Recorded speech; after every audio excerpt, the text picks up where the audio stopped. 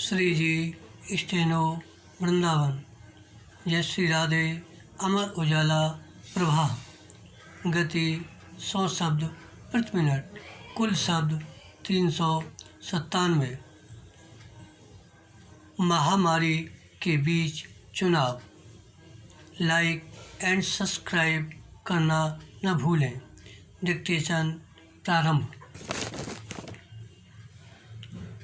पश्चिम बंगाल, असम, तमिलनाडु, केरल तथा पुडुचेरी में विधानसभा चुनावों की तारीखों का ऐलान इसलिए तो महत्वपूर्ण है ही कि पिछले लोकसभा चुनाव के बाद पहली बार एक साथ इतनी जगहों में चुनाव होने जा रहे हैं।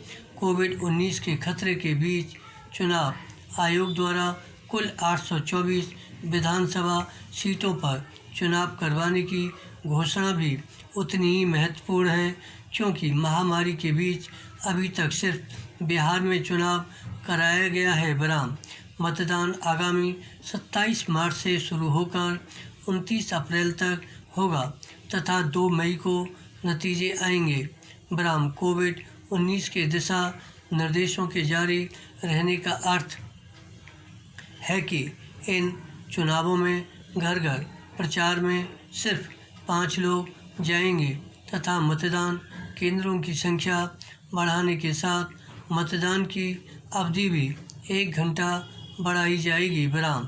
केंद्र में सत्तारूढ़ भाजपा के लिए ये चुनाव बड़ी परीक्षा है, क्योंकि पिछले लोकसभा चुनाव के बाद महाराष्ट्र में सबसे बड़ी पार्टी बनने के बाद भी वह सरकार नहीं बना सकी।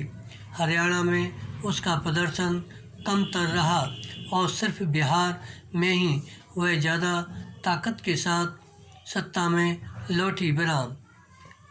इस बार उसके सामने असम में सत्ता बरकरार रखने की परीक्षा है, तो उससे भी बड़ी परीक्षा पश्चिम बंगाल में है, जहां उसने जोरदार चुनाव अभियान चला रखा है।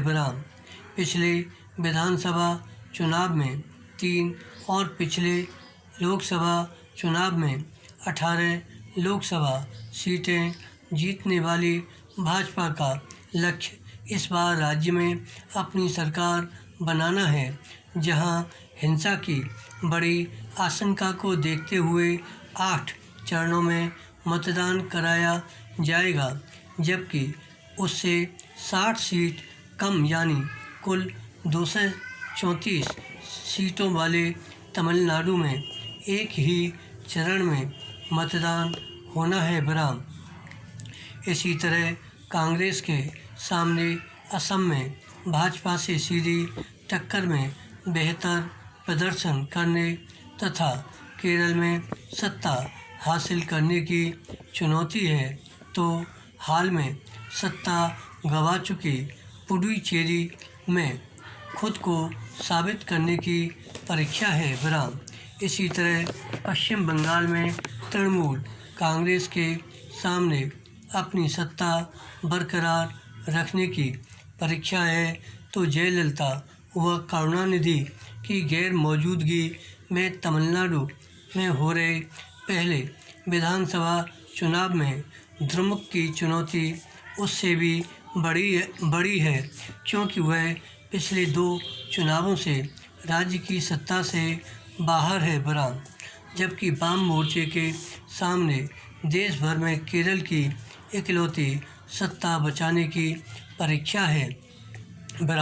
इन चुनावों के नतीजे राष्ट्रीय राजनीति को तो प्रभावित करेंगे ही, इससे पूर्वी और दक्षिण भारत में राजनीति की दशा भी तय होगी।